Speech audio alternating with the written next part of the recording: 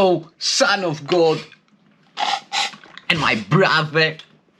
This is your awakening, and today's teaching is justice returned to love. Share my mind, and you don't die. The Holy Spirit can use all that you give to Him for your salvation, but He cannot use what you withhold, for He cannot take it from you without your willingness. For if He did, you would believe He wrested it from you against your will. And so you not learn it is your will to be without it. You need not give it to Him wholly willingly, for if you could, you had no need of Him. But this He needs, that you prefer He take it than that you keep it for yourself alone, and recognize that what brings loss to no one, you would not know. This much is necessary to add to the idea no one can lose for you to gain, and nothing more. Here is the only principle salvation needs. Nor is it necessary that your faith in it be strong, unserving, and without attack from all belief opposed to it. You have no fixed allegiance, but remember, salvation is not needed by the saved. You are not called upon to do what one divided still against himself would find impossible. Have little faith that wisdom could be found in such a state of mind. But be you thankful, thank my Father for His gifts to me, that only little faith is asked of you. What but little faith remains to those who still believe in sin? What could they know of heaven and the justice of the saved? There is a kind of justice in salvation of which the world knows nothing. To the world, justice and vengeance are the same, for sinners see justice only as their punishment, perhaps sustained by someone else, but not escaped. The laws of sin demand a victim, who it makes little difference. But death must be the cause and must be paid. This is not justice but insanity. Yet how could justice be defined without insanity, where love means hate and death is seen as victory and triumph over eternity and timelessness in life? You, who know not of justice, still can ask and learn the answer. Justice looks on all in the same way. It is not just that one should lack for what another has. It is not just. For that is vengeance in whatever form it takes. Justice demands no sacrifice, for any sacrifice is made that sin may be preserved and kept. It is a payment offered for the cost of sin, but not the total cost. The rest is taken from another to be laid beside your little payment to atone for all that you would keep and not give up. So is the victim seen as partly you, with someone else by far the greater part. And in the total cost, the greater his, the less is yours. And justice, being blind,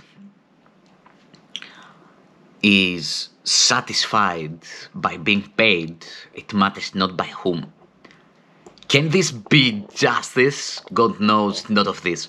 But justice does He know, and knows it well, for He is wholly fair to everyone. Vengeance is alien to God because He knows of justice.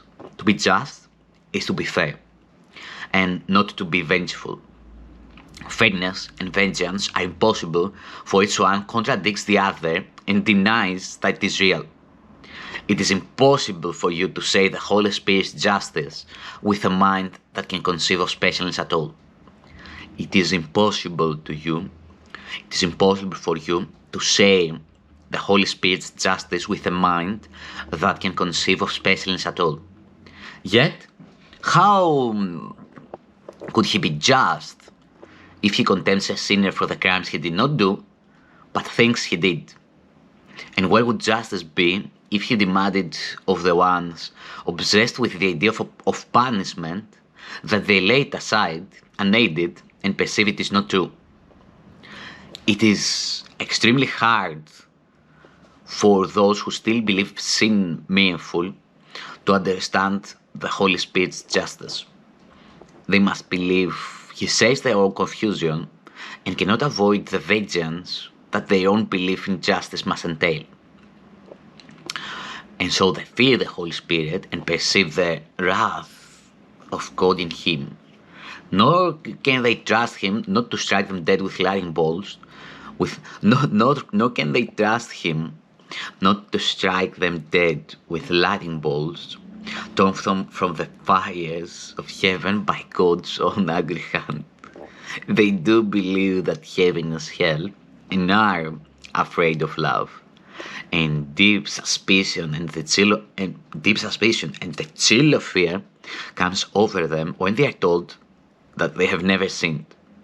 Their hold depends on sin's stability, and they perceive the threat of what God knows as justice to be more destructive to themselves and to their hold than vengeance, which they understand and love.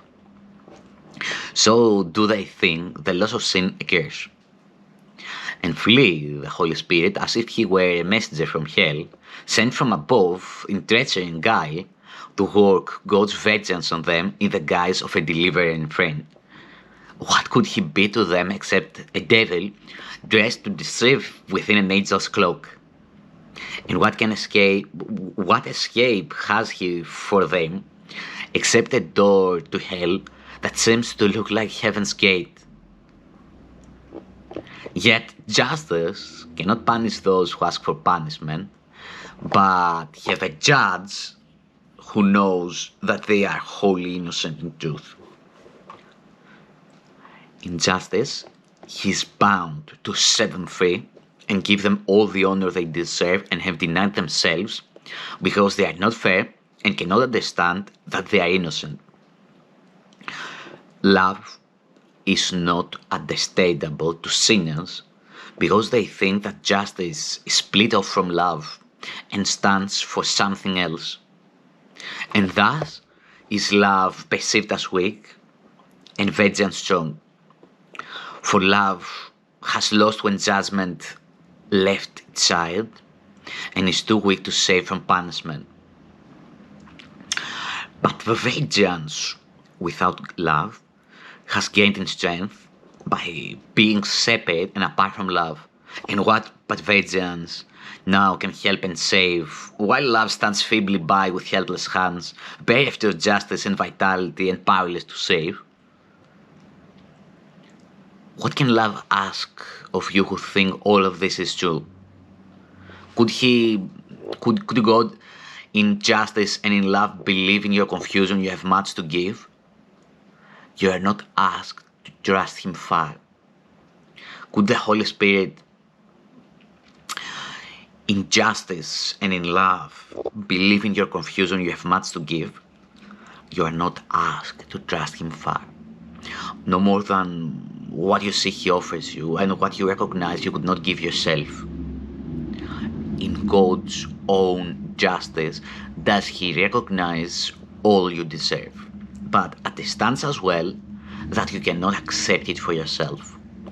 It is his special function to hold out to you the gifts the innocent deserve. And everyone that you accept brings joy to him as well as you. He knows that heaven is richer made by each one you accept, and God rejoices as his son receives what love and justice know to be his due. For love and justice are not different, because they are the same.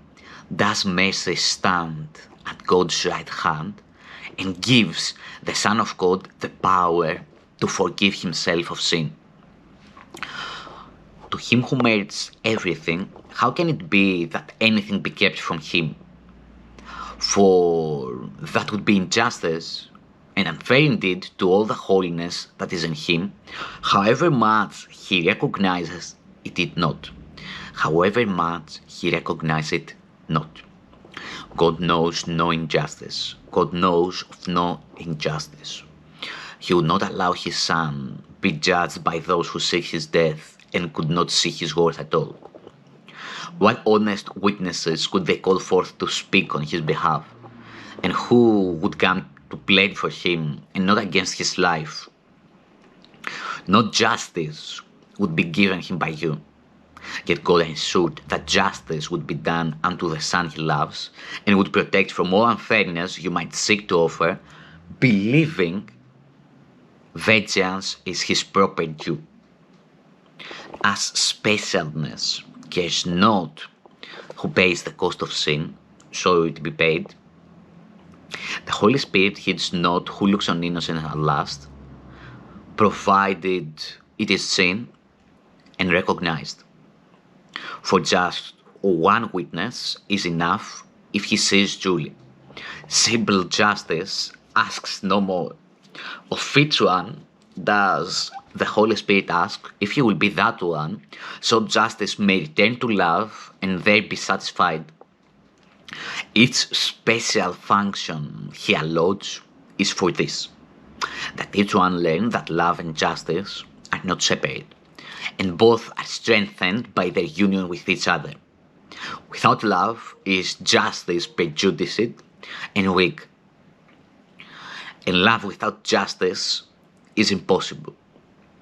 For love is fair and cannot hasten without hate caused, and love without justice is impossible. For love is fair and cannot hasten without cause. What cause can be to harm and attack upon the innocent? In justice, then, does love correct mistakes, but not in vengeance, for that would be unjust to innocence. You can be perfect witness to the power of love and justice if you understand it is impossible the Son of God could merit vengeance. You need not perceive in every circumstance that this is true, nor need you look to your experience within the world, which is but shadows of what is really happening within yourself. The understanding that you need comes not of you, but from a larger self, so great and holy that he could not doubt his innocence. Your special function is a call to him that he may smile on you, whose sinlessness he says. His understanding will be yours, and so the Holy Spirit's special function has been fulfilled. God's Son has found a witness unto his sinlessness and not his sins. How little need you give the Holy Spirit that simple justice may be given you. Without impartiality, there is no justice. How can specialness be just? Just not because you cannot, not because you are a miserable sinner too. How can the special really understand that justice is the same for everyone? To take from one to give another must be an injustice to them both, since they are equal in the Holy Spirit's sight. Their Father gave the same inheritance to both. Who would have more or less is not aware that he has everything. He is no judge of what must be another's due, because he thinks he is deprived, and so must he be envious and try to take away from whom he judges. He is not impartial and cannot fairly see another's right, because his own have been obscured to him. You have the right to all the universe, to perfect peace, complete deliverance from all effects of sin, and to life eternal, joyous, and complete in every way, as God appointed for his Holy Son. This is the only justice heaven knows, and all the Holy Spirit brings to earth. Your special function shows you nothing else but perfect justice can prevail for you, and you are safe from vengeance in all its forms. The world deceives, but it cannot replace God's justice with a version of its own. For only love is just and can perceive what justice must accord the Son of God. Let love decide and never fear that you, in your fairness, will deprive yourself of what God's justice has allotted you. Peace.